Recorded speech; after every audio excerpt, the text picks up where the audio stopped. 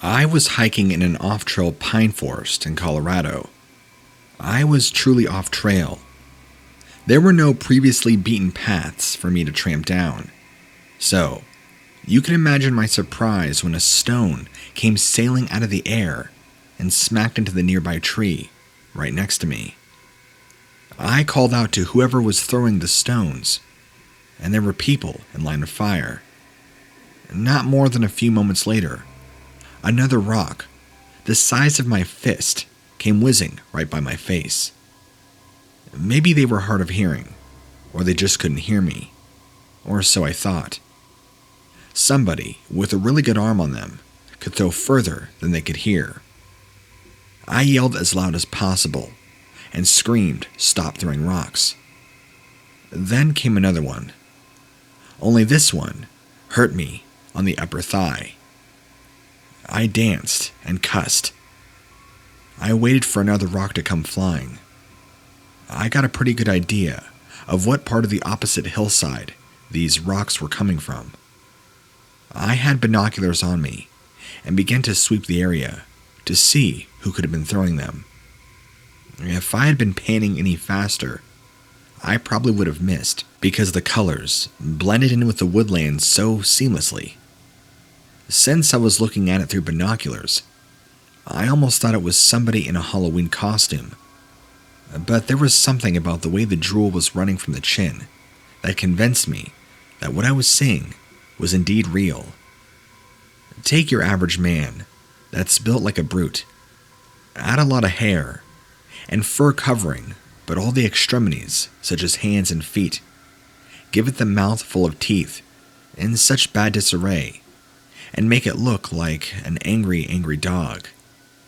That's the best way I can describe what I was seeing.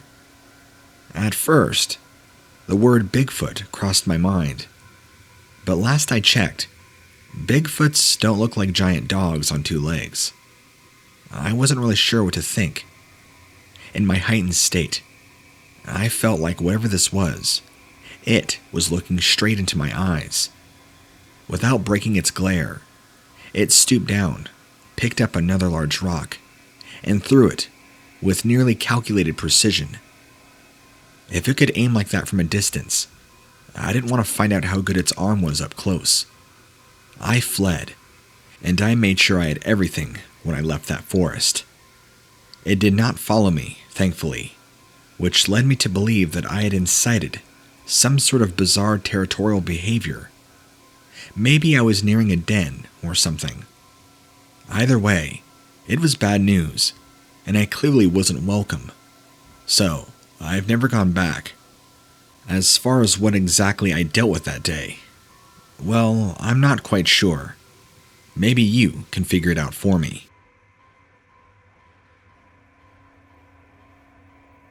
I'm hoping you might be able to explain to me what the hell I saw last night.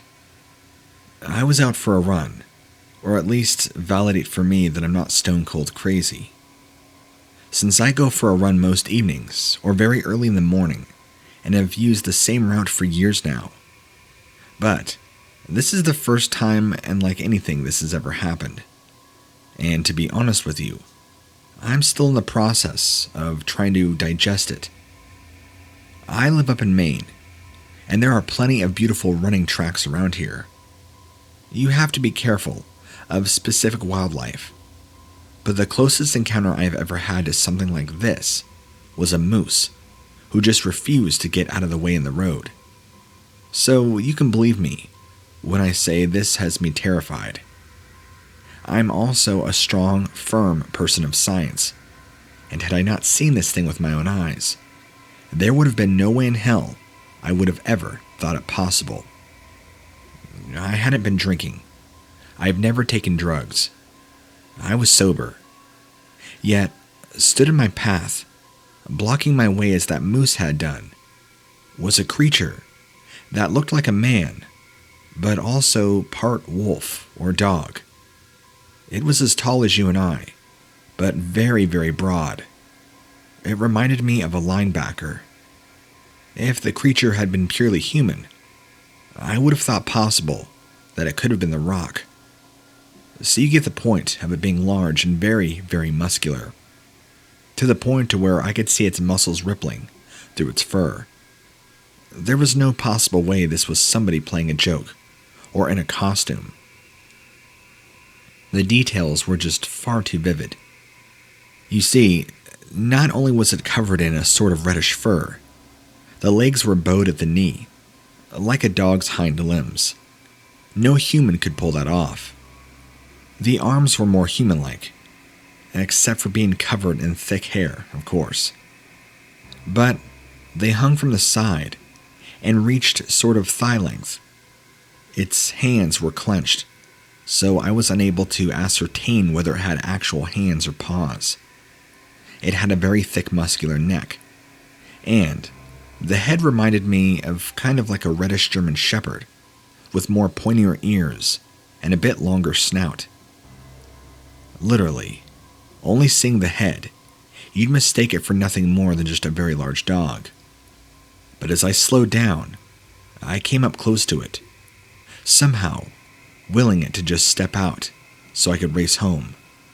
Once it realized my presence, it quickly began following me, picking up its pace to try and chase after me. Honestly, something that large could have easily grabbed me and taken me down like an innocent gazelle being chased like a lion. Why it didn't get to me, I don't know, but I made it back in record time. Thank goodness for all those runs. Had I not had such strong legs, I probably would have been a goner. Now that I've written this down and sent it to you, it sounds like it might have been a dream, but it was not. Has anybody else experienced anything like this up in the Maine area? And could you help me find out exactly what it is I saw that day, whatever animal this could have been?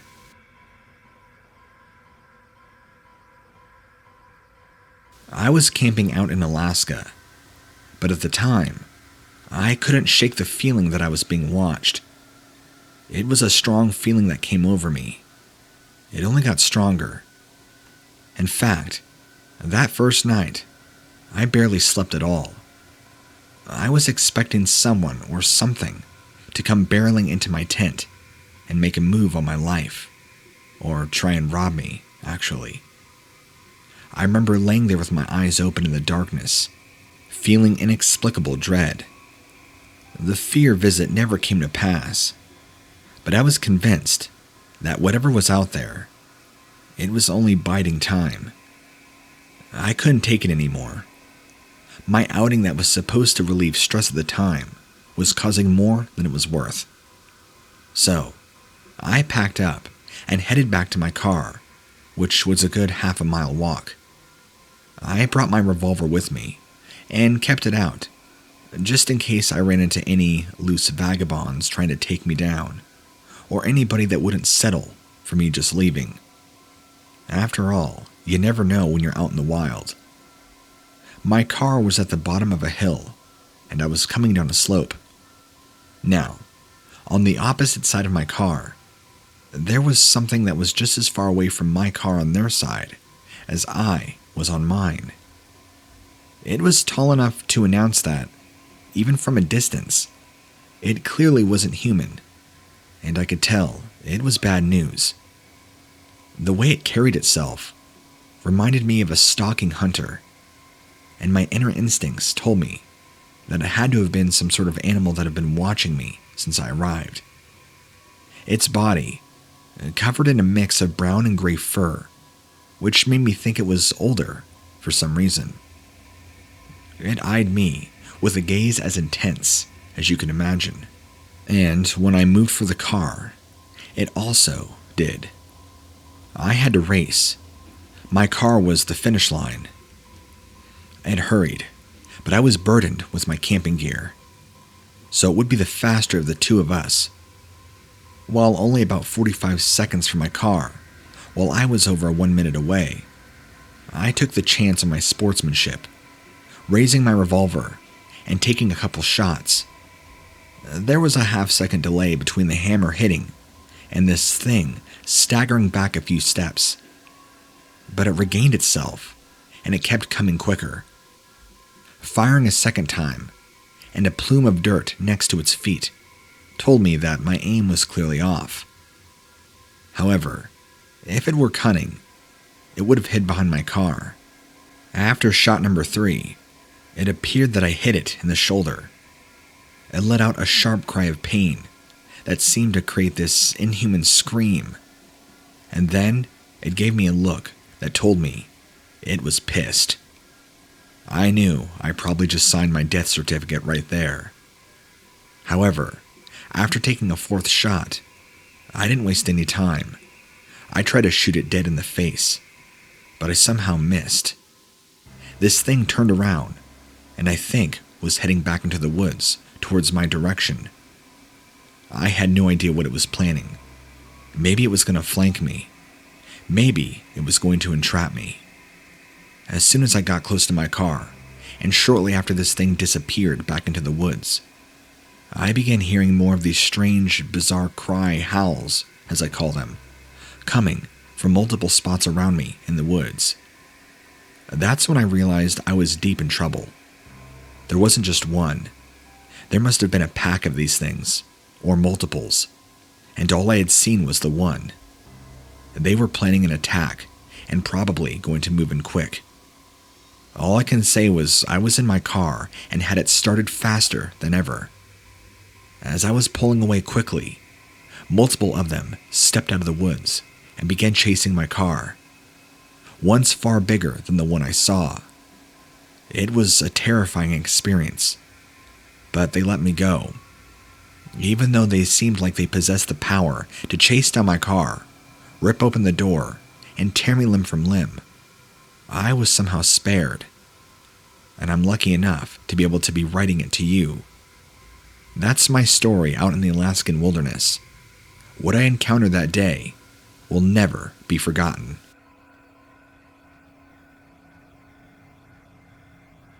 One day, I was driving home from work when I saw something in the road not too far in front of me. Since I have to commute on some backcountry roads, it isn't unusual to come across an animal who thinks they have the right to just sit there, whilst I either attempt to maneuver around or sit, honking my horn. I've seen it all. Peasants, foxes, deer, even a badger one time. Whatever this thing was pretty big, and I could tell it was going to need to move, as I wouldn't be able to drive past it without getting myself stuck. I am also an avid animal lover, so there was no way I would just run it over. As I was approaching it, it showed zero interest in moving. At this point, though, I still can't make out what sort of creature it is, and I could see from the angle that it is facing the other way.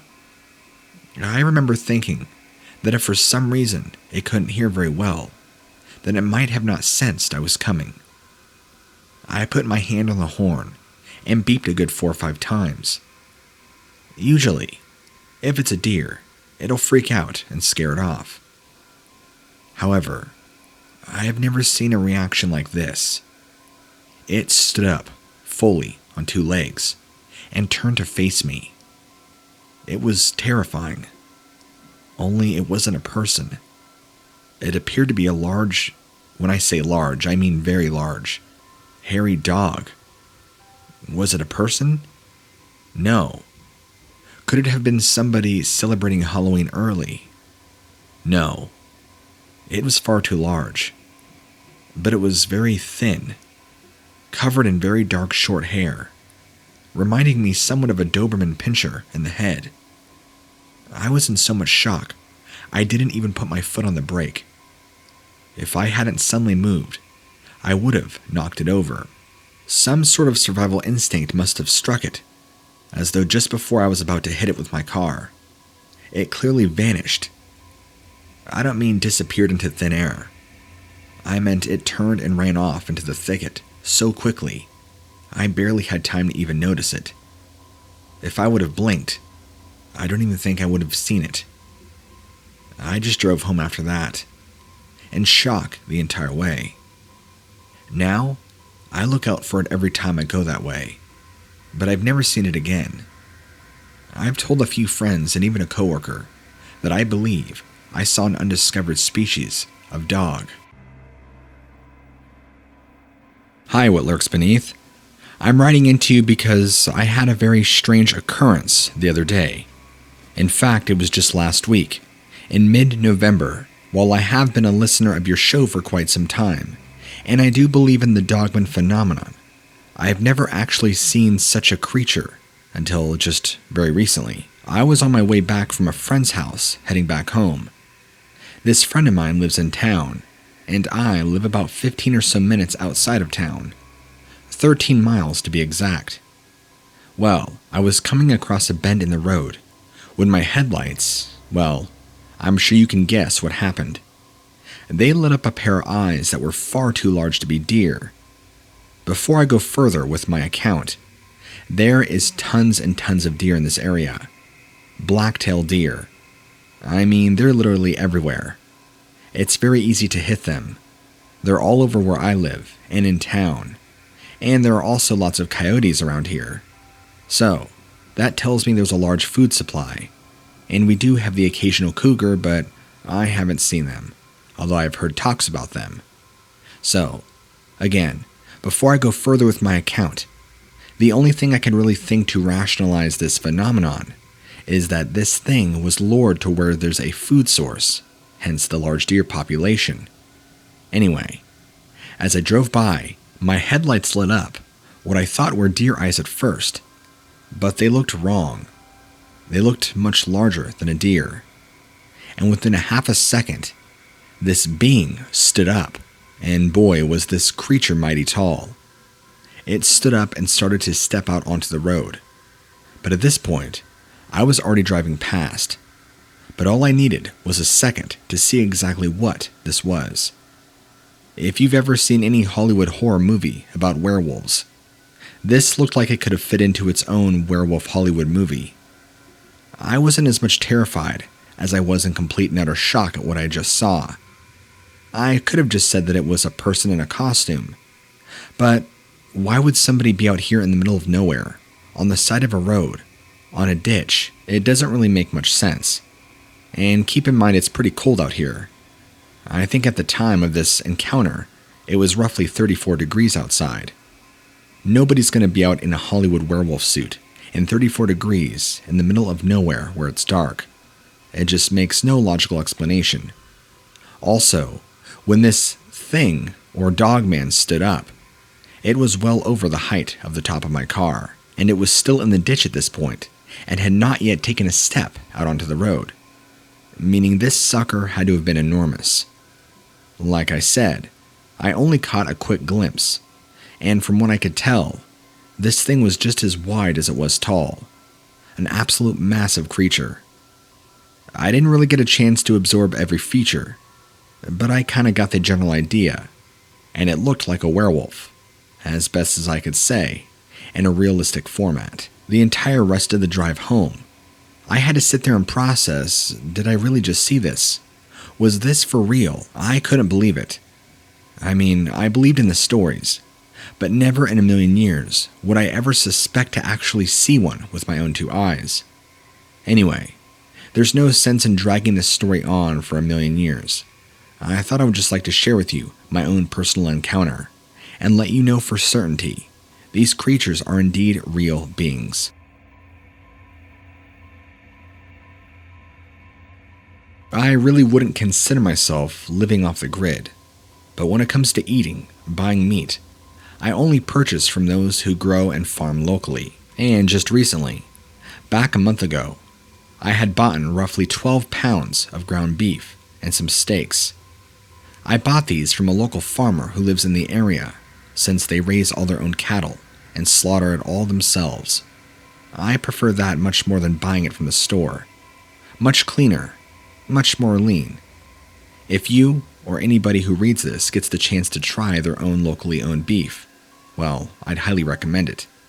But that's not what my story is about. So, I go and pick up the meat, and it's a pretty cold night on this particular night. I want to say it dropped down below freezing. So, on this night, I left the meat in these 2 large paper bags in my truck, The cab of the truck, that is. So, I got out, locked my truck, went inside, went to bed. Well, the next morning, I got up to find something very peculiar. Something had tried to break into my truck over the course of the night. The handle was literally twisted off the driver's side door, and the glass was kind of bent in. Not shattered, but cracked, down by the tire, and where you would stand to get up and open the door, were the largest canid tracks I have ever seen. I was very puzzled by this finding, and I took the time to thoroughly observe who this potential robber could have been. I looked at the tracks, and they led all the way around the truck, off into this grassy knoll. A most disturbing find is the tracks were not quadrupedal like you would expect from a dog. They walked in a very bipedal fashion. Some sort of bipedal canid with extremely large feet. I'm talking larger than my own 2 feet, and I wore size 13 boots. So, something came from this grassy knoll area, came over to my truck, and tried to break in. Keep in mind that in the morning, it was still roughly in the 30s, so near freezing temperatures, which is why I left my meat in there. My freezer, if you're wondering why I didn't put it away, was still in the process of being semi-functional and having to clean it out before I put the meat away, hence why I left it in the truck overnight to stay cold. Well, something must have smelt it, even though I had the windows rolled up, and there's no possible way any animal or wildlife could have smelt it. At first, I thought it must have just been a trick of the soil, and thought to myself this was a bear. But there are no bears around here. Maybe smaller black bears, but definitely not a grizzly bear or any large brown bear, since that is the only thing that would make sense to have this kind of power. I mean, had I taken pictures, something with tremendous force had to have ripped the metal handle off the door and nearly shattered the glass. Something was trying to get in the cabin of my truck. Why? I can only speculate because of the meat in there.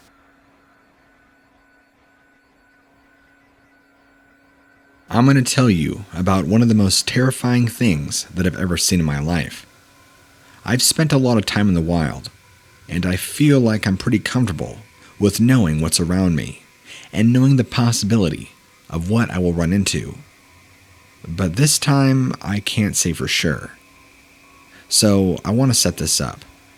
I wasn't exactly out hiking in the great outdoors, lost in the woods, or anything fun like that. I was actually at the time in Central Oregon, outside of Redmond, Oregon, which, for those who didn't know, is actually the meth capital of the entire United States. It's not exactly a poor town, so I'm not sure why there is meth riddled in the community. Outside of Redmond is pretty deserty, and there are rattlesnakes and other things like that lurking, so you have to be careful. Well, I'm not going to go into the details because it's kind of embarrassing, but we'll just say that due to losing a bet, I was kind of out there in the middle of nowhere, stranded, for hours on end, without getting a ride or anybody picking me up. So, I'm out there trying to find my way back to the road, when I see something moving off in the distance. Now, this isn't like the typical Arizona-New Mexico desert, where it's so scorching hot, you have illusions. I mean, it's a desert, so it's still hot. But from what I saw far away, wasn't your typical desert illusion, like palm trees and oasis. No, this is what appeared to be a large upright dog, walking off in the distance, perpendicular to the direction I was walking. It stood up behind some brush and began walking. This thing was a tall black figure, and the first thing I noticed were its tall cropped ears. It kind of resembled the head of a German shepherd, but it was fully black, and its ears were very long and pointed. Its body kind of reminded me of somebody in a furry dog suit. Whatever it was had large, long claws, and I could see it from where I was. This was at about 3 p.m. in the afternoon, and it was in the spring.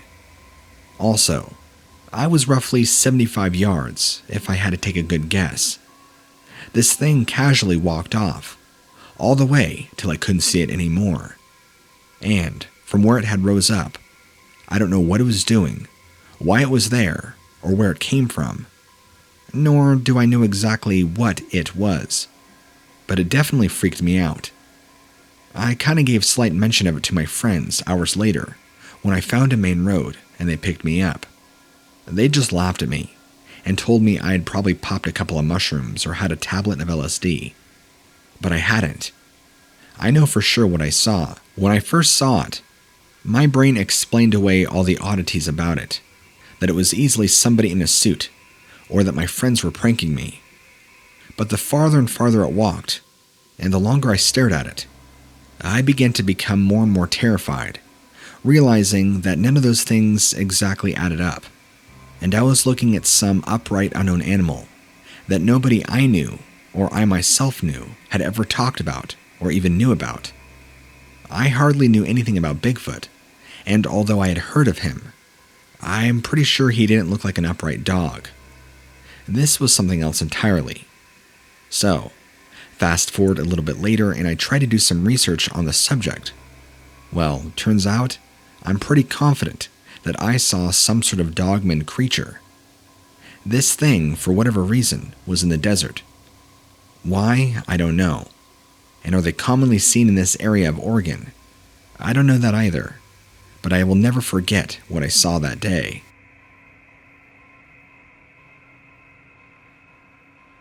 I've been desperately trying to research and seek answers for my questions, but I cannot find any. Back in early June of this year, of 2020, I was staying at my cousin's place in Arkansas. He, at the time, had a very large Neapolitan Mastiff. Well, one morning, we found his dog outside, ripped to shreds and ribbons. There was nothing but gore, blood, and guts. Now, let me back up a little bit here. He's had the occasional black bear come onto his property, and his dog, being the size that it is, has chased it off with ease. To his knowledge, there are no coyotes in the area. So, that would only leave a cougar. And cougars, from my understanding, will eat a meal. They would kill a dog, and you could bet that a size of dog like his would definitely do some damage to the cougar, and there'd be signs of a struggle and a fight. And a cougar wouldn't rip a Neapolitan Mastiff to shreds of ribbon and flesh. So, his question, and my question, is what the hell could have done this? We virtually have no idea. We searched around. We couldn't find any trace of struggle. Just a heaping pile of blood and gore. An awful thing to come out to. I feel most bad for my cousin, because he was very, very attached to that dog. I felt sick and nauseated coming out to that site. He hasn't seen or heard anything out of the ordinary.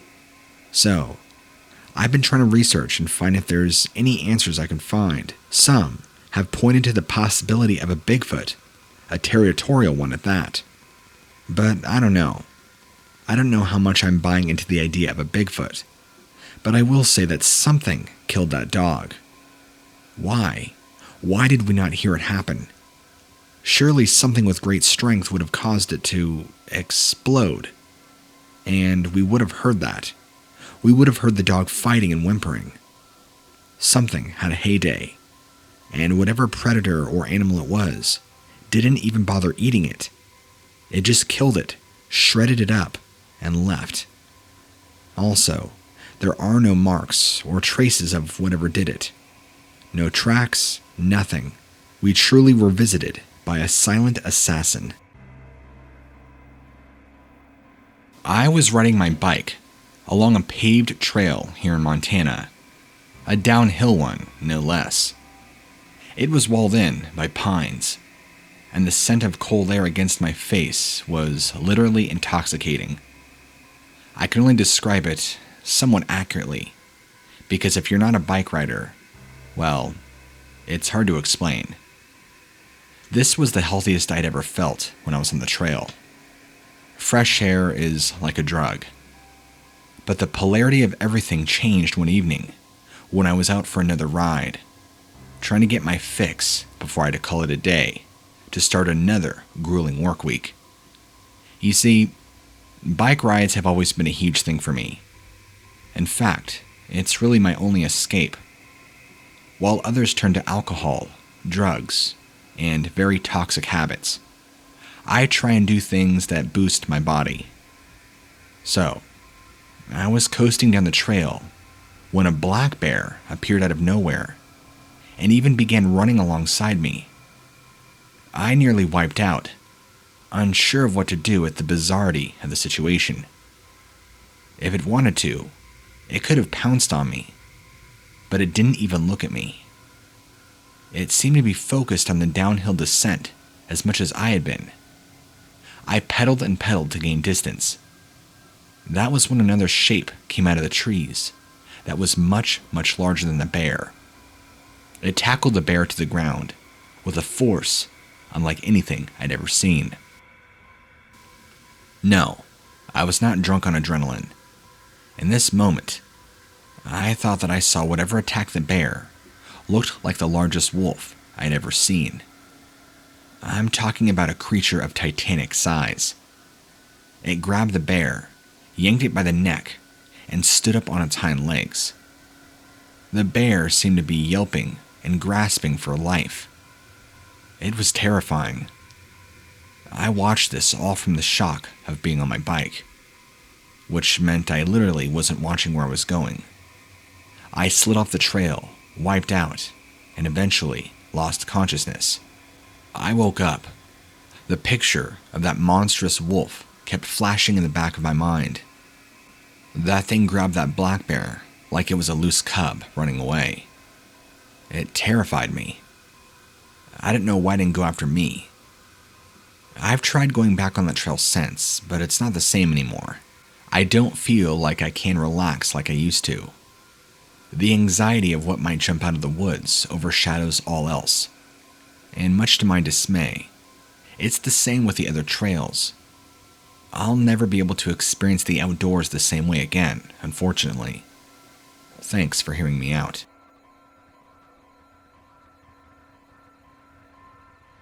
We lived on a big property when I was younger, and my mom is obsessed with rabbits. Sometimes, some of the local animals come to pay a visit, and although they cannot get to the rabbits, because they only have little hearts, they get scared to death. Literally, rabbits can have a heart attack and die right of fear. Anyway, my dad decided to set up some traps. Whatever was getting in was managing to climb the fence, so he was hoping the traps laid out would work. I have no idea what they thought the culprit might be. Some deranged bunny killer animal, maybe.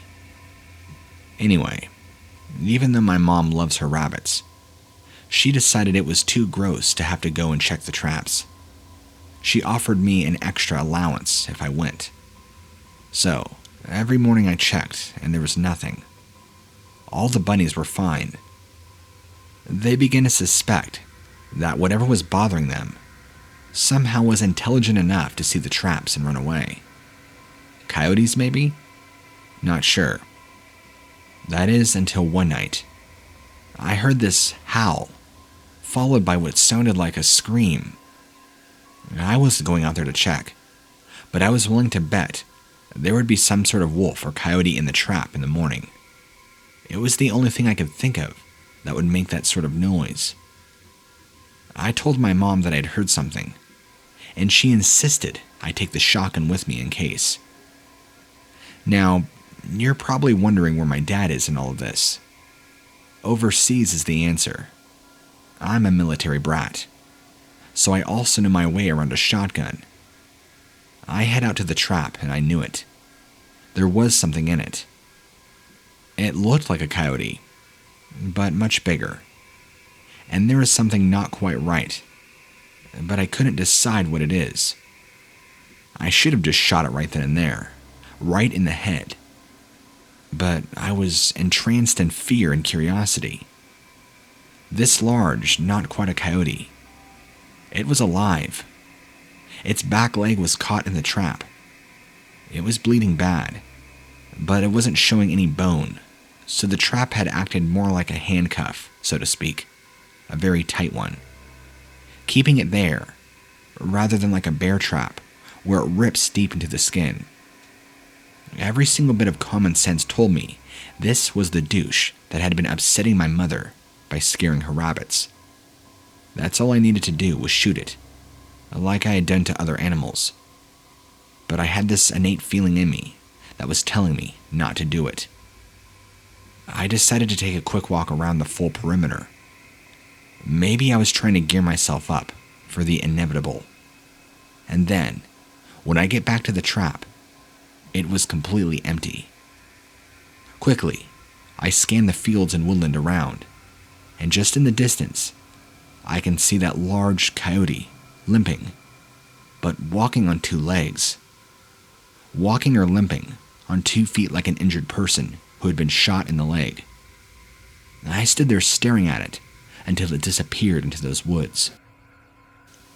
I told my mom that I had found a dead coyote and that I'd buried it, even though it was a lie. She believed me, and her rabbits after that were unbothered. That coyote thing that walked like a man never came back. That memory always sticks out to me, because as bizarre as the wild is, I've never quite encountered or heard of anything like that since then.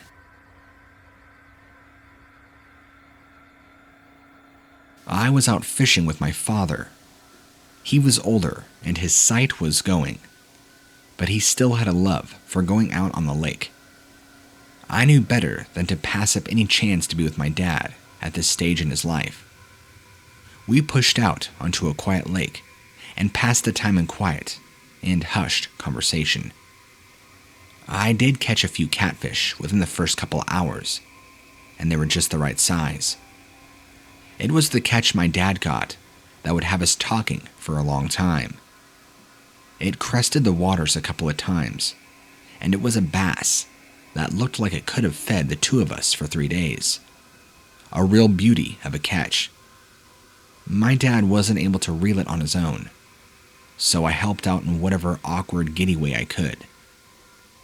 We were winning though, amongst the splashes getting closer, and as most fish stories go, the line snapped at the last minute. But this was strangely accompanied by a very large splash that even a very large fish could not make. We were just as puzzled as we were disappointed. My dad doesn't like to go cheap when it comes to fishing equipment. There's no go reason why that fish should have been able to snap the line. We gazed around at the shore and contemplated going landside for a while with our fish. Our thoughts were then interrupted when something huge emerged from the water, anchoring the wriggling fish in place with its long hand. It struck me as a gigantic dog, but it was walking on its hind legs, almost naturally, as if that were the very thing it had been doing since birth. It shook itself and continued on swimming. The mustiness and the smell of wet dog drifted across the water to us, and there it sat on shore, on its haunches, and tore into this fish. It slowly leered over at us more than once, and the eyes, I swear, were glowing, like a cat's eyes when the light catches them just right. My dad and I should have panicked and gotten out of there, but we were so shocked. We just laid there, low in the boat, watching this overgrown demon dog guzzle down his prized catch. The teeth tore into this fish like soft ice cream. They were long fangs, ridiculously oversized. Its ears were also long and curved, giving the impression of almost sleek black horns. When it had picked off every last bit of meat within seconds, it appeared to lick its hands quickly and bound off inland out of our sight.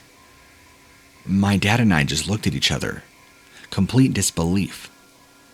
We wore the same expression. We both had seen how unbelievable that fish had been. We both had seen how unbelievable that wolf monster had been.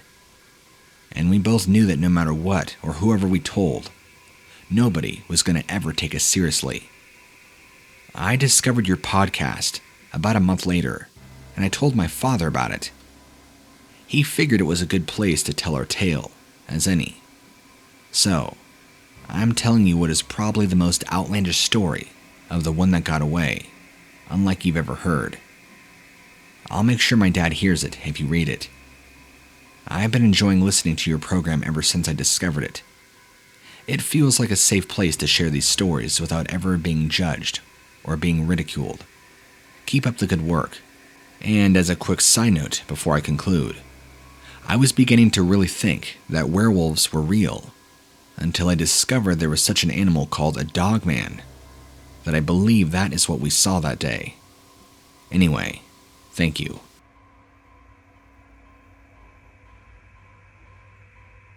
Sometimes, when you're in the car and you have to go on a long drive and it's nighttime, when you have to go, you have to go. If there isn't an official service station around, and it's a dark country road, and nobody else is around anyway, especially if you are a bloke, you can do this. I'm not proud, but needs must. And this happened just weeks ago. I was busting, and it was at least about 30 minutes home, and I was not going to make it. So, since I haven't seen another car for miles, and I'm in the middle of bloody nowhere, I pull over and keep the engine running and the lights on to give me a bit of sight, since it is pitch black. I'm finishing up when I begin to hear a crunching sound from the tree line behind me. It made me jump enough to get my shoes a bit wet, which was bad enough.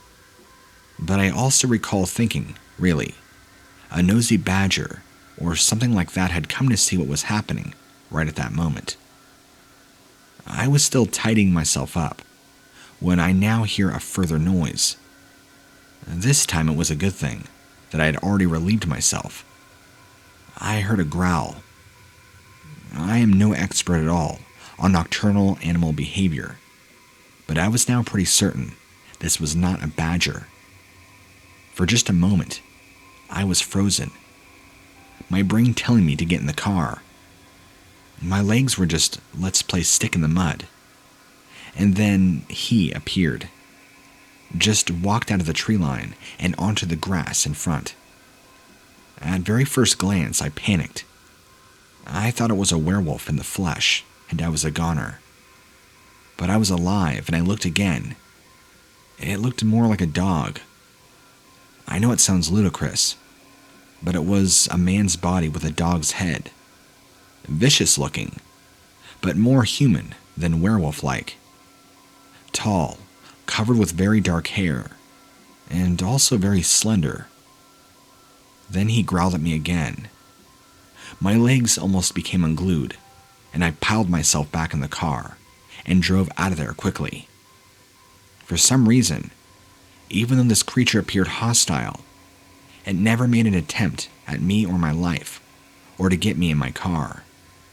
It's like it respected the fact that I got in my car and drove off. Maybe it was trying to scare me away this entire time. I'm just glad it didn't appear to follow me, but I sure as hell did not look back or stop until I get home. For reference, I was taking a walk along an isolated area of beach. The place wasn't easy to get to. In fact, you nearly had to break your neck sliding down steep slopes that weren't exactly safe. You couldn't stand up without falling. That's just how sharp-angled they were. The beach itself was much more less hospitable, the sand being mixed with lots of sharp rocks, and jagged ones too, jutting out of the water, that threatened to impale any would-be swimmers that carelessly jump into the water. If there any is such thing as a truly wild beach, this was it. It did seem like the perfect place for me to go away by myself and gather my thoughts and feelings in isolation. But I did recall seeing a peculiar shape moving throughout the water. My first instinct was to think it was a crocodile or an alligator, posing as a dead log perhaps, but there was just too much fluid motion for it to be any sort of reptile. There was too much hair. In fact, it was hard to tell if it was some sort of animal trying to be a dead log, or if it was a dead log trying to be some sort of animal. It came closer and closer into the shallows when it finally began to look and emerge something from out of the water. I thought for sure I was looking at some sort of wolf that had a terribly rough time in the wild, because this thing looked rugged. Then its body was visible. I thought that its forelegs were unusually well built and long, but that's when I noticed that they ended in appendages that resembled hands far more than paws. As if this couldn't get any more bizarre, the animal kept rising up out of the water as if it were walking on its hind legs. Actually, that's what it was doing. It shook itself violently to expel the water that had been logged in its thick, nasty matted fur. Some of the spring water, the smell reaching near me. Rank and musty smelling. It turned what I would call an intelligent presence on me, as I now realized it was aware of me. Now, you want to talk about a scrambling fool. The hillside that deposited me on the wild beach, though it was nearly sheer, I still scrambled up it for all I was worth, for my life. You can tell that I'm not exactly a survivalist, because I took no measures to make sure that thing was either staying put behind or coming after me. I blindly ran like a panicked rabbit, which is a huge 101 no-no. You are to never run from a predator.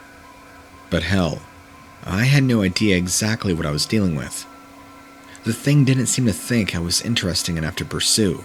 Fortunately, that thing didn't seem to think I was interesting enough to pursue, which is a good thing.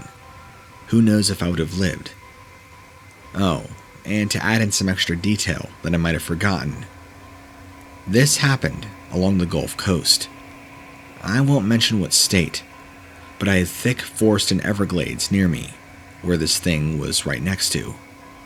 The area of beach I was on isn't exactly a touristy beach, but the spot I was at is very warm, very coastal, so it's not like I was at some big tourist beach town. My speculation is that I must have just been there at the wrong moment, when whatever this animal was coming out of the water to walk back into the thick swamps and trees. I must have just been there at the time to see it, and it having seen me, which is why I think it froze up. I don't believe it was expecting to see me there, and probably unsure of what to do. We nicknamed my black lab Sally the Escape Artist, because no matter how we tied her, no matter what we attached her to, she always seemed to find a way of getting loose. The times that a line seemed to hold her, we would joke that she was just allowing herself to be held, that she could really escape anytime she really wanted to. That mostly turned out to be true. It was one of those things that didn't seem to be of any consequence until me and my parents went camping. We went before the weather got too hot, so it would have been around April or May. We took the dog with us, because when the family goes camping, family does include animals. I got my own tent, and Sally was just going to sleep outside of it.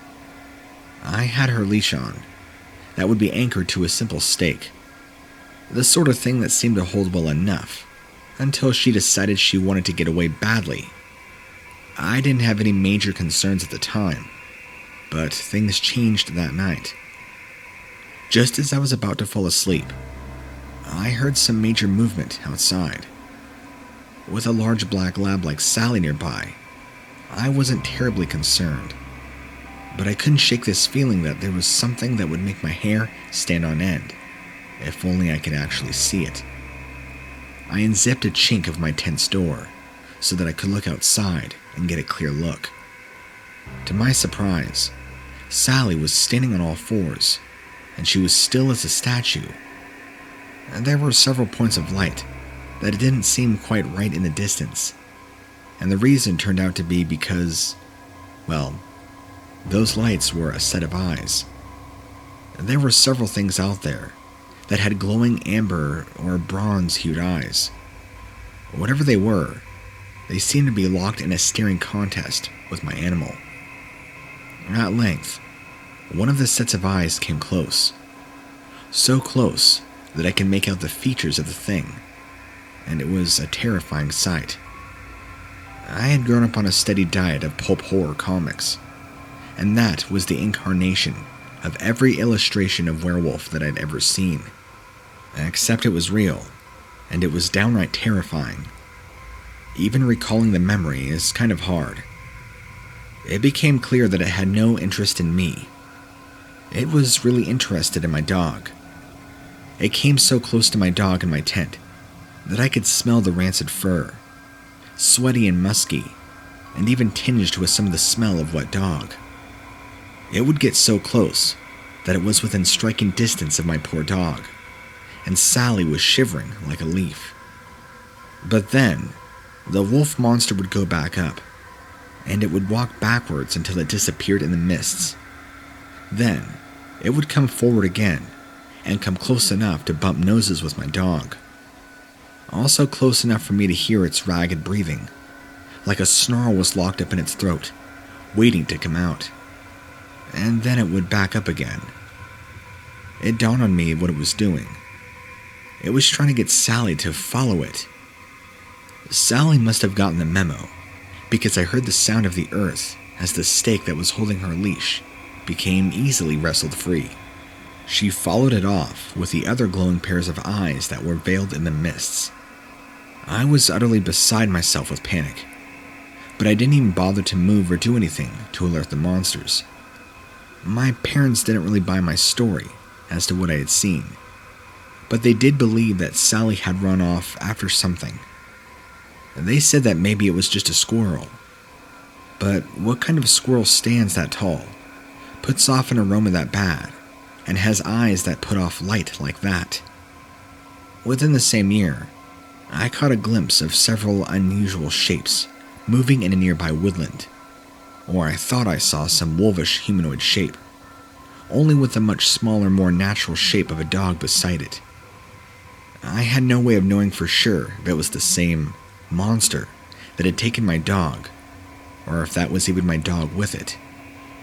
I wanted to say to this day that it was merely an invitation, or they could have possibly pulled Sally away to turn her and eat her.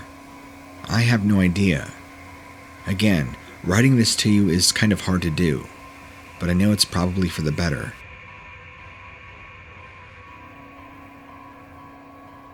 I was hiking out in Northern California, in one of the many redwood forests, just a few hours before sundown, so the sun was riding either low in the sky and casting shadows in between the trees.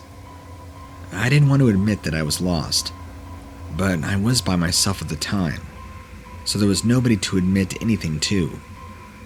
It had been largely silent, minus the ambiance of the insects and birds that were winding down for the day.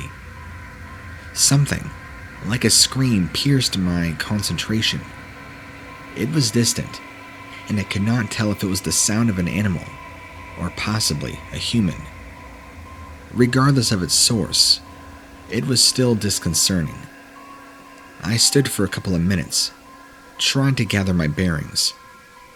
No sooner had I begun moving again, and then I heard the same scream, only this time closer, and much, much more louder, or at least it had much more bass to it.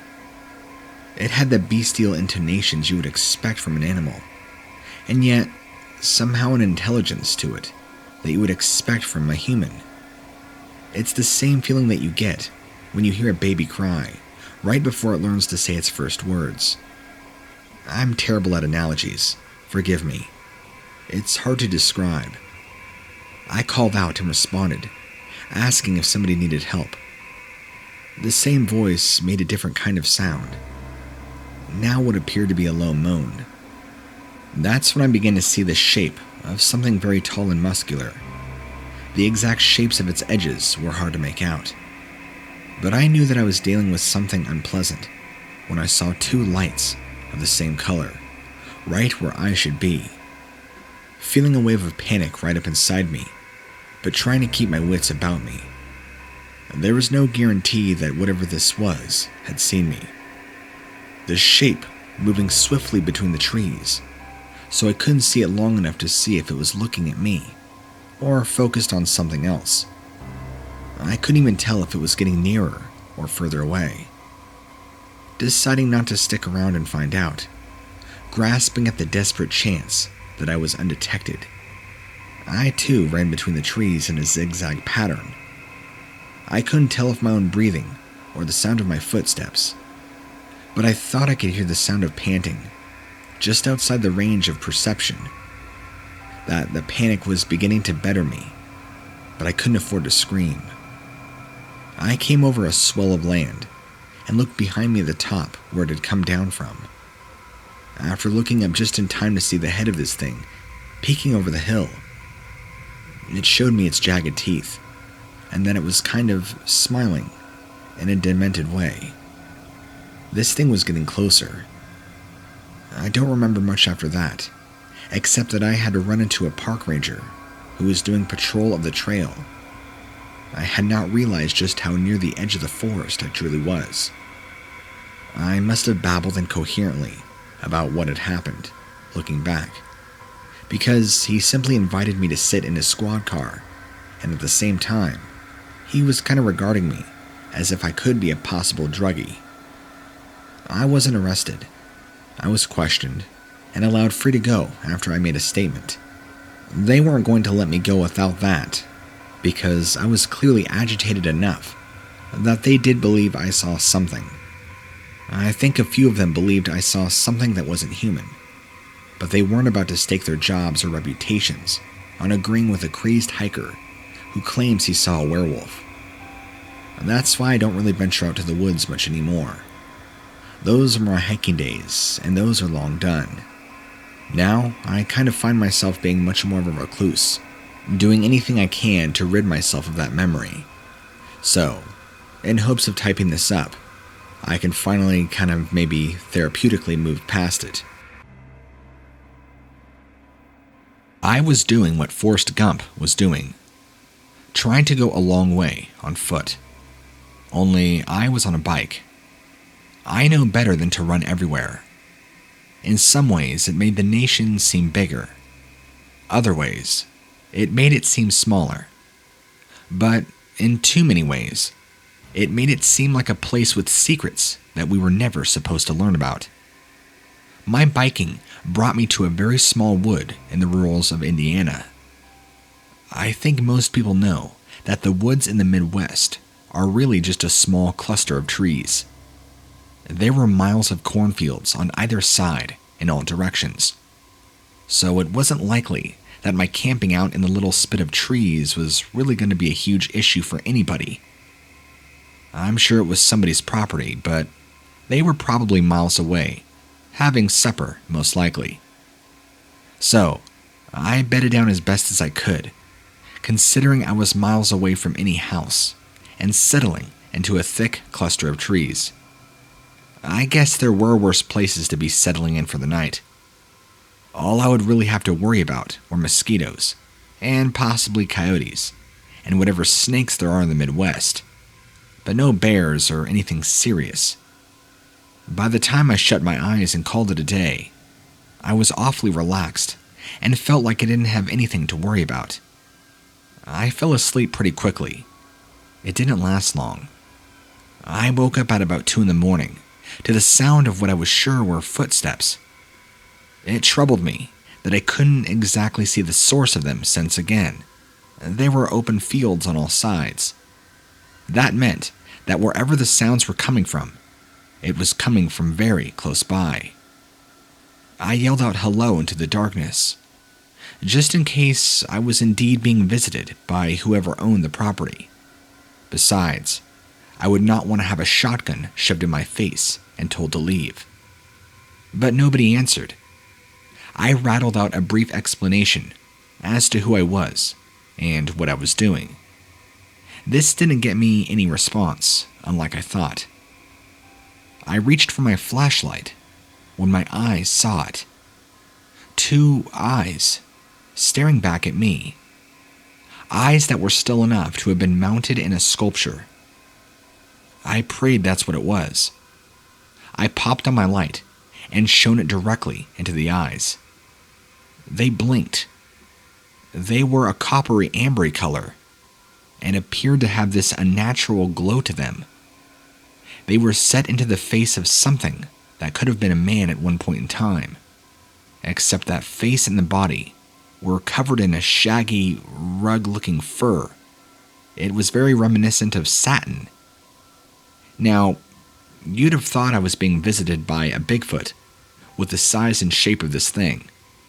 I've seen them before, trust me, I'm a believer. But this face wasn't like that at all. The face reminded me of more of a dog, because it had a snout, a muzzle, if you will. The torso was very human, despite being covered in fur that looked thickly matted and poorly kept. This creature, or being, whatever you want to call it, had ears that were very pointy and kind of reminded me of elves that you see in fantasy fan fiction and movies. Very long, pointed ears, except these were on the top of its head, pointed upwards and very sharp with little tufts of hair at the end of each. It showed its teeth at the sight of me shining my light on it. I got to see just how yellow they were, and they were grossly sharp. The longer I looked, the more terrified and traumatized I grew, and some deep down instinct inside told me that I should not take any chances with whatever this was. In fact, I believe it was the same fear that a mouse has for a cat, even if that mouse had never seen a cat before. It was a predatory prey instinct, and in this case, I was the prey. It didn't appear to like my light, so I clicked the brightness selector up a notch and shined it directly in its face. That time it winced and began a strange sort of clicking whining noise, as if you were going to hurt it. It was like a whimper, but kind of a scream. It was strange, and I can't really describe it. I prayed on the spot that this was some sort of joke, all in my mind, that this thing baring its teeth, dripping with saliva, had convinced me that I was looking at the real deal. A horrible, horrible looking werewolf. Except I didn't believe in werewolves, so this had to be something else. I kept the light shining in its eyes, and it appeared to drive it crazy. It paced back and forth, and I didn't dare let the light leave its face for an instant. Its pace grew faster, and it was getting more and more frustrated, and I braced myself for this thing to pounce, but it never did. Instead, it growled and finally bolted away. I had to make a decision. Sleep till sunup, or leave right then.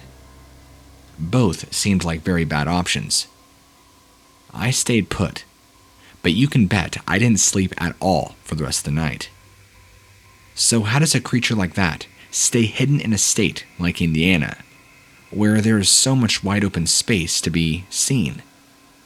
I just can't help but think I was lucky that I was able to fend it off with just a light. I mean, what do you think? I look back at the story and think, had I tried to run like any normal sane person, this thing would have chased me down, and I would be nothing but a carcass, being fed on somewhere in the middle of nowhere. I felt like my only saving grace in that moment was keeping that light on that thing's face. I don't know why, but it seemed to pacify it for the time being, until it got too agitated and ran off.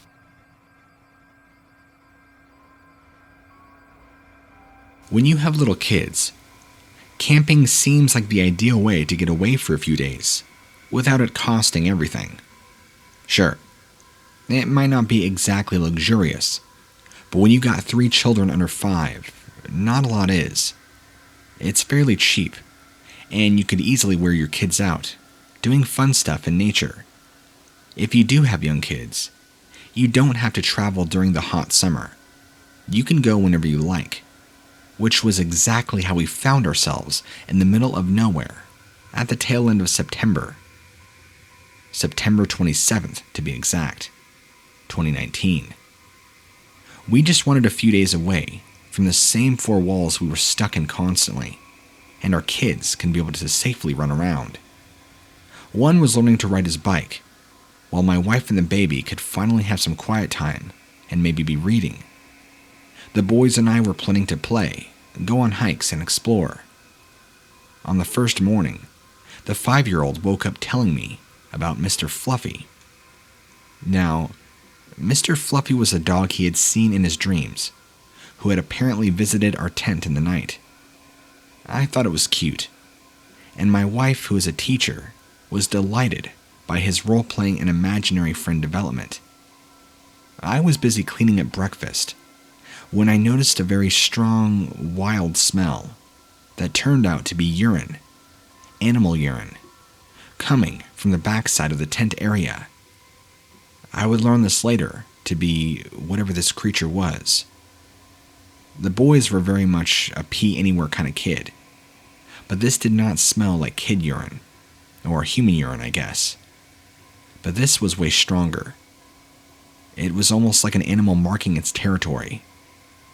I thought maybe an animal had come to scent the tent in the night, so I did my best to take water and try and wash it away. We spent the day playing games and soon forgot all about it, since it was kind of in passing. But my son, being my son, kept chatting us up about Mr. Fluffy. It was soon time for bed again, and we were all pretty pooped. Sometime during the night, I was awoken by a shuffling noise outside. It wasn't the most unusual occurrence, and we had been told there weren't any dangerous animals living around. No predators, nothing. It was probably a raccoon or maybe a deer, or so I would hope. But the noise did change suddenly, from a snuffle to a low growl, which began to get the hairs on the back of my neck. Then, I could hear this thing walking around outside the tent, and not on 4 legs like an animal would, but 2, thump, thump, thump, thump, thump, thump, as if 2 feet walking, and every thump was a heavy hit on the ground. Not that this thing was stomping, but this thing, whatever it was, clearly weighed a lot, and the growl that emitted from it was terrifying. Somehow my wife, my baby, and my small boys were all fast asleep. How was I the only one awake? Thank God. This thing circled around the tent multiple times, and then finally went silent. It was so quiet outside, you could hear a pin drop. Usually, at this time of the year, crickets outside were abound, but there was nothing. Nothing at all. This terrified me. I was too scared to even move. I don't know what it was outside, but it sounded like a monster. It moved a little more, and I could hear rustling in the bushes nearby. It sounded, whatever it was, to be moving away from us. I waited, and sat there and waited. I didn't even bother to move to check my watch or my phone. I really have no idea how much time passed. 2 minutes, 10 minutes, 20 minutes. I don't know. I sat there, trying to hold my breath, just listening to see if this thing was coming back. It didn't appear to, but the few times it circled around our tent, lowly growling and sniffling, as if trying to look for something. I have no idea. The next morning, I hardly slept, imagine that. I told my family that I wasn't feeling well, and that I had suddenly become very ill.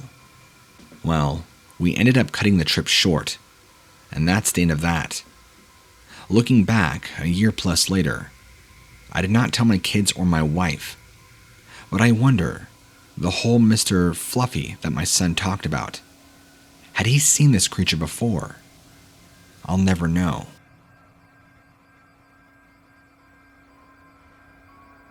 My dog had been suffering from constipation, so it meant I was taking him for longer walks and more often. My dog was very shy at the best of times, and sometimes he struggled to go if there were other dogs around, which led me to finding beaten tracks for him so he wouldn't get performance anxiety. I know this sounds like a bad joke, and I hope you're taking me seriously. Although he has been a very shy dog, thankfully, I managed to help him out and find a spot that was comfortable for him. Mainly it sucked because there was poor lighting and you had to watch your step constantly to not trip over rocks and any low-lying branches. Most of the time, I could barely even see with a light, so we never went too far, just enough for him to do his thing. He is normally a very quiet dog, but he seems scared of everything and doesn't like to draw any attention to himself.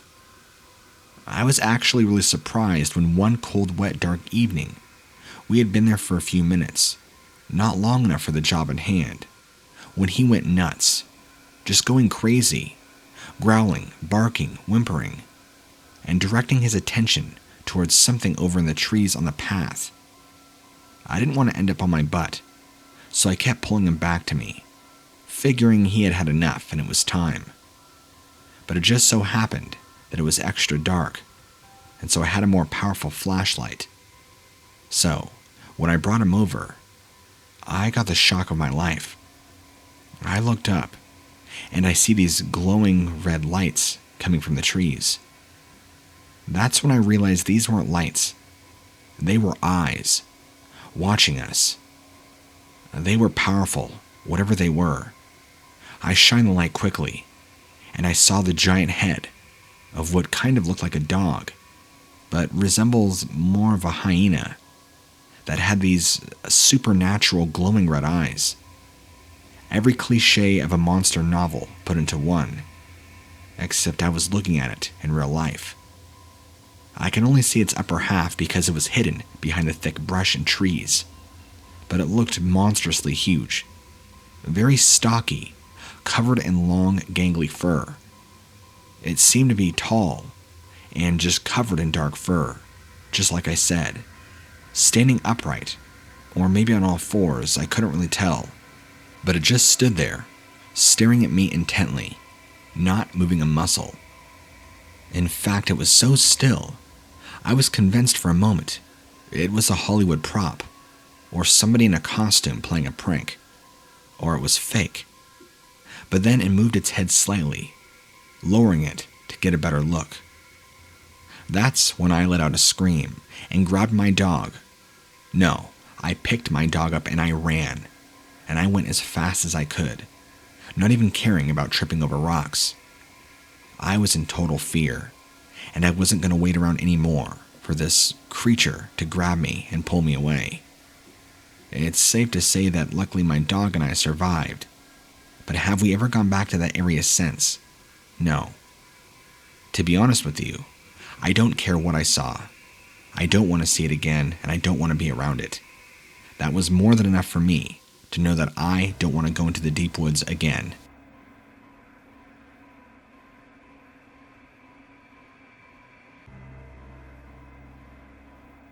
I was staying at a hotel in downtown Minneapolis. It was one of those single-story roach traps that everybody knows are a great idea to stay away from. But being desperate and broke, and staying on the road would have been a death sentence. So, I got checked in, and nothing seemed to be out of the ordinary upon first look. I remember looking out my window, and looking right into the window of another nearby hotel. I thought it was kind of strange that two businesses like that would be literally back to back. But then again, it's not unusual to see two different pharmacies on the same block. One of them deliberately building close to the other in hope to rival the business. Being too tired to even watch TV, I found myself drifting back to the window just to stare outside and look at the sky. Now, I don't know how long it had been since I'd been staring, but I swore I saw a large and exceptionally ugly dog looking at me. My sister has a Rottie that has even won contests for its size and weight, and I'm pretty sure that this animal that I was looking at was even larger. It even sniffed the glass as I could pick up my scent. I began looking around for a light source that must have been nearby for some reason for this animal's eyes to give off light the way it was. Similar to the eye shine that you get from any animal that walks in front of your headlights. Except I never recalled seeing eye shine in an animal that had yellow, honeyish amber eyes to it. It was disturbing. My puzzlement only increased when this creature began backing away from the window. I had imagined this whole time it was standing on its hind legs and leaning on the windowsill with its forelegs. But as it backed away slowly, it never fell down to the ground, as dogs normally would, and you'd expect them to since they walk on all fours. The only way it could have stayed visible on that level was if it was clearly walking on two legs, like you or I. Now, with two walls between me and the thing, I wasn't exactly afraid, but there was this extreme unease that settled over me, and I couldn't shake it. I tried walking away from the window and watching TV, using the restroom, and even taking a shower. But I was always compelled to come back to the window, where my canine voyeur would be standing there waiting. And didn't its legs ever get tired? On several glances, I swear I caught the thing walking past the window, the same way that I was. Maybe I was getting the idea that it was toying with me.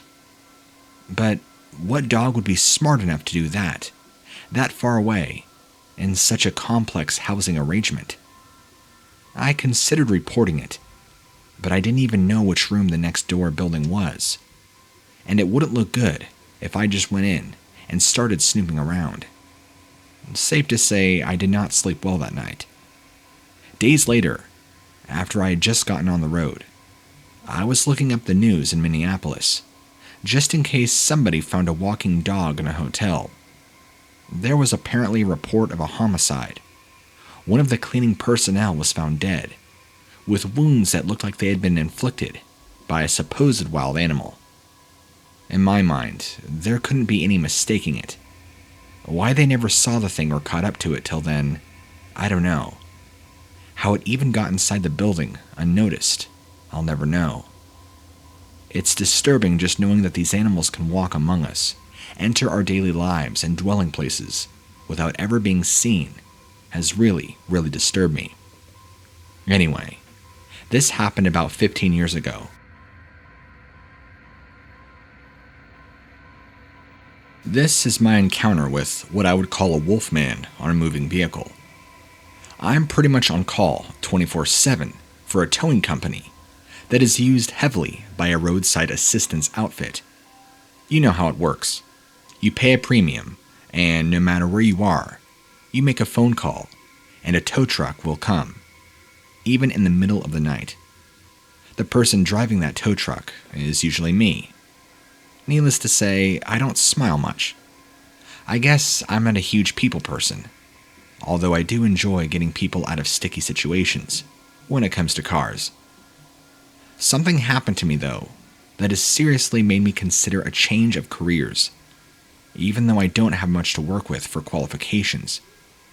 I did receive a phone call about servicing a call that originated out on a remote highway next to a thick, vast pine forest near the mountains. Of course, it couldn't have just been a pine forest nearby, but it had to be up in the mountains.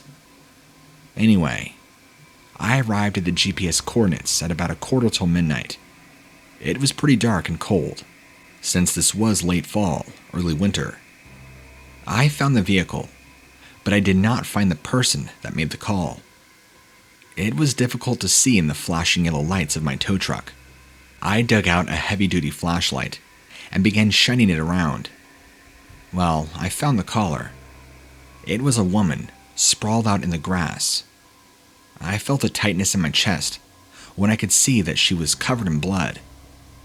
I got back in my tow truck, locked the doors, and called 911 immediately. I was about to put my first call through when something enormous collided with my truck, making the windshield burst nearly in cracks. Crouched on the hood of my truck, looking at me in the eye, was a horrendous-looking canine creature.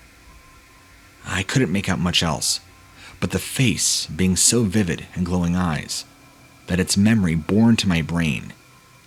It showed its teeth, acted extremely aggressive and hostile, and snarled at me. This was some sort of wolf, literally the size of a bear, and the killing power of a monster truck running over somebody. I know that's a bizarre description, but when you're in the moment of absolute fear, this thing could have ended my life in the snap of a finger. I started my truck and began to go as fast as I could. And if you've ever seen a tow truck, you know they aren't made to turn on a dime. I consider myself indescribably lucky that there were no other vehicles nearby.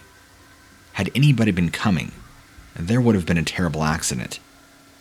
I made it back onto the road, but had terrible momentum, and I was fishtailing, scraping and bumping. At one point, this thing's head swung down and smashed into my driver's side window. After one sharp turn, it nearly overturned my vehicle. I saw the body of this thing tumbling across the road on the ground. After that, I took a leave of absence for as long as I legally could without losing my job. You can imagine I was interrogated by the police. Well, maybe interrogation is the wrong word. Questioned up and down is perhaps the right terminology.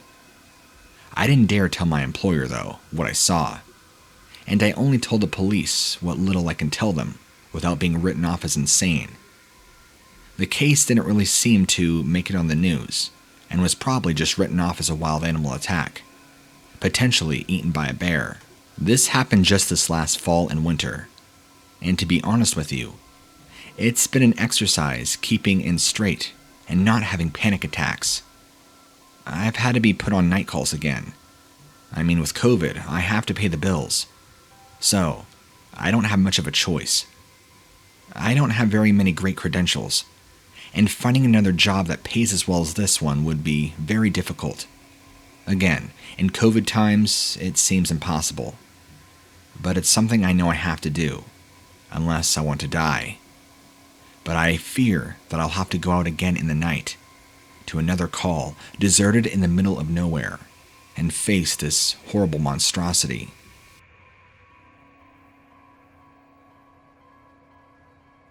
I was stationed in Iraq during the presidency of Obama. I'm one of the fortunate few that had been assigned to a place where there wasn't much of action of any kind. But the only thing I had to worry about was keeping the sand out of my rifle. We were surrounded by a lot of wild desert, and if you know anything about the geography of the Middle East, well, I can tell you there's a lot of sand and a lot of hot temperatures. Based on what we had experienced before, it was only a matter of time before the enemy attacked us. This particular platoon spent our share of time in Gasling patrolling the rock-studded desert, where you hope to God you never get stranded. It was one evening, when the sun was about setting, and one of my fellow soldiers urged me to follow him. He said that he found something incredible. We were driving out into the desert when he told me that he was throwing some rocks into some of the caves, and he heard the sound of something shattering. He investigated. It was a long and narrow cavern. Our bodies lit up to a collection of earthenware that looked so ancient, I just thought of breathing on them would turn them to dust.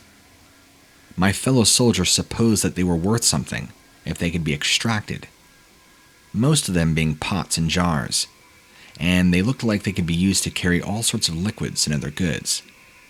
There were a few oil lamps in the style of a civilization. I took a few moments to notice, but every last piece of pottery, for some inscription or decoration, seemed to be related to wolves. Where there were depictions of a full body, the animal appeared to be walking on two legs, not unlike Anubis from Egyptian mythology. I felt like I was at a crossroads between looking at Fenris from Norse mythology and Anubis. A few seconds later, I was looking at something else, and I have no idea where it came from or what it was. but it appeared to be blocking the exit to the cavern. It had to duck slightly to step inside. I couldn't see definitive features, other than its outline and its eyes. But I kid you not, its eyes were lit up like a Hollywood effect. We turned our lights on, and I instantly wish we had not. Walking on its back legs, just as naturally as me and my fellow soldiers was walking on ours, was this monstrous creature that looked like some sort of beast mix between a dog and a man. It resembled a German shepherd and was a solid onyx black. I think that was the point where my fellow soldier soiled himself. He told me that's what he did once we got out of that mess. I'm probably foreshadowing the outcome of this story a little too much, but hear me out. We might not have survived if it weren't for the fact that we were packing heavy firepower. You don't realize how much of a punch that these firearms pack. Think of it. A standard human body is torn apart like a pulpy tomato. This animal was actually staggering backwards for what felt like forever, when it was actually 5 seconds before it went down. Even after it hit the ground, it still appeared to be moving. I double-tapped the head to make sure that it wasn't going to give us any more trouble. We weren't sure what the bigger find was of the day. The cave, or the human half-monster dog thing. We dragged both back to base. We both figured that we were going to become some big figures. 2 American soldiers finding relics and a new species of animal. But the American government personnel did indeed come out and take both the body and relics. But nobody came for us. We kept a close eye on the news, and there was no report of any kind of the body we found. The world never found out about what happened, and nobody would give us an explanation why. Again, this all happened years ago, and unfortunately, since retiring from the military, I haven't exactly felt comfortable sharing this information. But if you think my story is a little far-fetched, well, let me tell you something else. I've had fellow soldiers who've also supposedly seen giants, just like described in the Bible, orange hair and everything. If you really don't know much about it, just simply research it. It's pretty crazy, but I will stand firmly with what me and my friends saw that day. Something I can never hope to describe or see in America. A few years ago, a group of us went on a camping trip. There were 10 of us in total, 5 boys and 5 girls, all of us teenagers. We were all seniors at the time, and it was like an end of high school party out in the woods. There was very little chance of any real shenanigans, just because we were in the middle of a family campsite. No sleeping around, no getting drunk. But for the sake of our parents giving us permission, there were at least 2 separate tents. Of course, in the boys' tent, we thought it would be a fun idea to play a little truth or dare. We might have been good kids, but we were still teenagers, and as you know with teens, hormones rule, no matter if people are watching or not. So, after 2 rounds of truth that had already involved in doing what we wanted to do over to the girls' tent, the fact that I at the time had a year-long crush on one of them, I chose dare. Well, I knew it wasn't going to be anything too scary.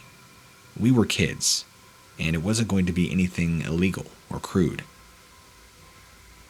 The dare at the time was to go out of the tent and stand out in the woods for 10 minutes. No flashlight, just sitting in darkness. This actually was pretty nerve-wracking at only 17 years old.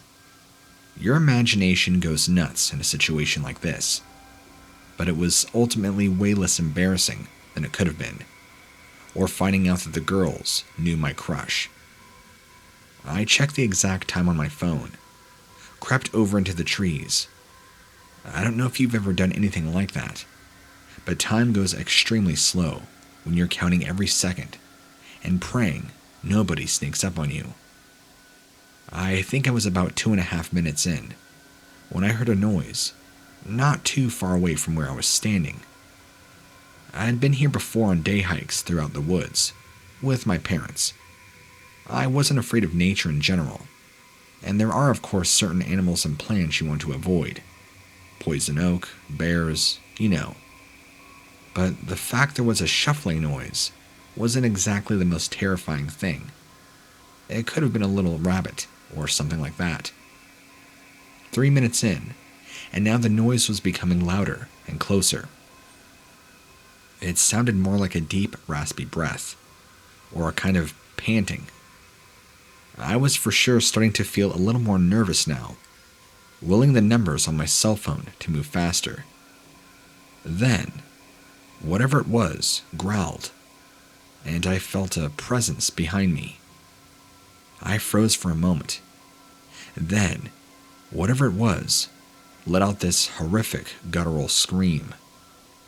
It was super dark, with just the minute glow of a cell phone, and I couldn't see exactly what I was looking at. Whatever this was about my height, and because of this, I was in no way prepared to consider an animal being that tall. In my first glance, I thought it was a person. I mean, that would have made more sense.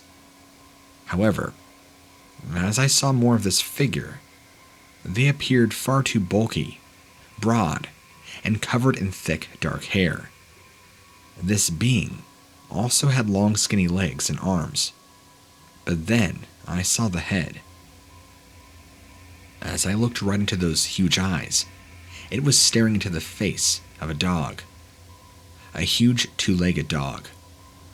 Its face was very reminiscent of that of a Doberman Pinscher, with a sort of bunched-up face and very pointed ears. I'm not sure how long we stared at each other, me being too afraid to move, and it staring at me like I was dinner. Then, it slowly opened its mouth and pulled back its gums, revealing a row of gruesomely sharp teeth that should never be in a dog's mouth. It was so many teeth that it was unbelievable. And the whole thing had only lasted just over 10 minutes, and the other boys were about to high-five me for being so awesome when I came rushing in and fell onto them. I told them what I had seen, and of course, to start with, they thought I was pulling one over on them. One look at the pure terror etched onto my face, and I'm pretty sure they knew something was up. They heard the growling, and even the low guttural sound, but it just wrote it off as somebody around the site being silly or trying to scare us. We barely slept at all that night, listening out for growling, half expecting giant claws to rip through the tent. I guess the girls had heard it too, and they were pretty freaked out, since their tent was closer to where the noise was. They also thought, though, that we were trying to scare them, so they weren't sure. Anyway, I don't know what I saw. A person in a costume, a werewolf, some wild animal. It was something, but I know it wasn't something human.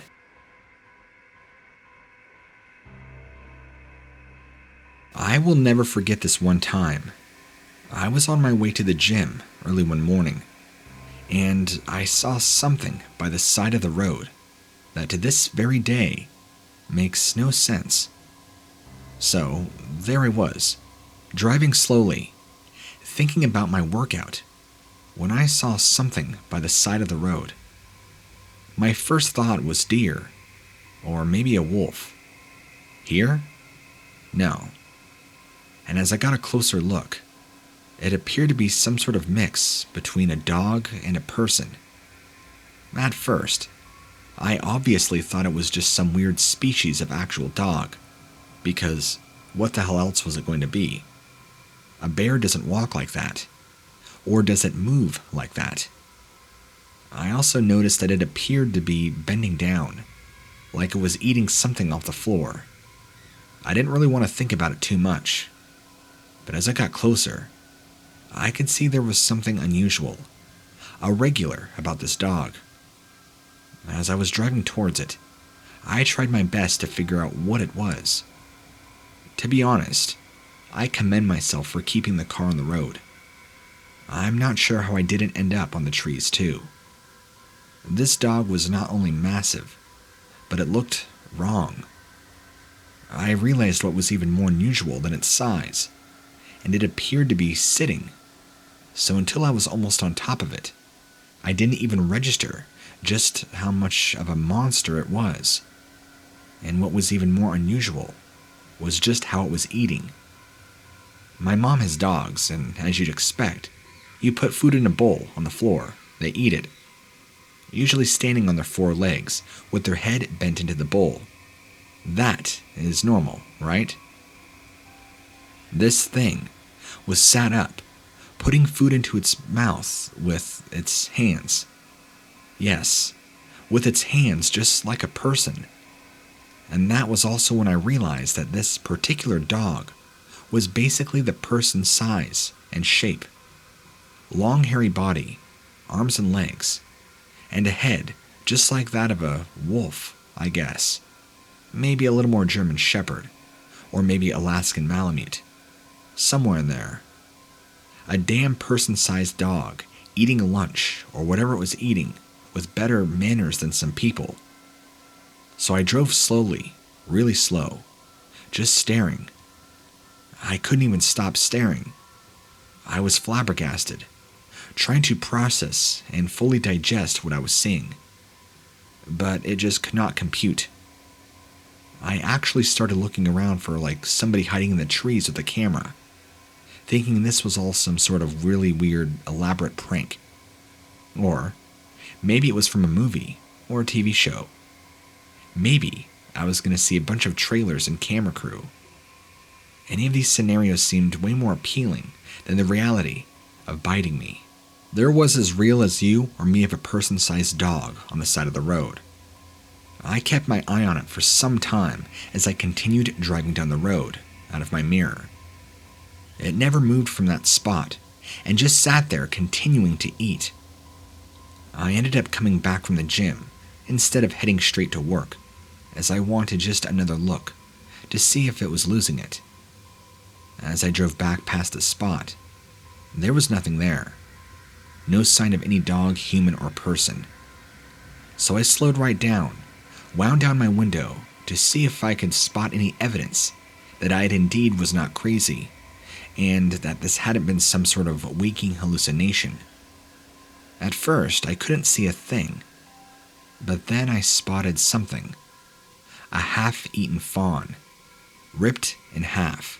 That was more than enough for me. I put my foot down, and I sped off.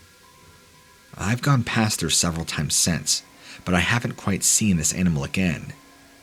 But I do slow down and check. Sometimes there is still roadkill that looks as if it's been ripped on and eaten on.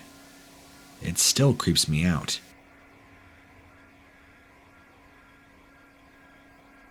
I was in my teens the very first time I saw a creature in the woods. There were several of them, although I don't know their lifespans, so there may have been some that come and gone over the last 20 years. They have never appeared to have been aggressive towards me, per se, but I have hopefully never given them any reason to. They just exist. Thankfully, for me and my family, we live pretty far out in the middle of nowhere. I'm talking miles and miles of fields and woodland. Not a lot else. There are other usual woodland creatures, but nothing that attracted any hunters or poachers. This particular family of animals mainly lives in solitude, what I hope.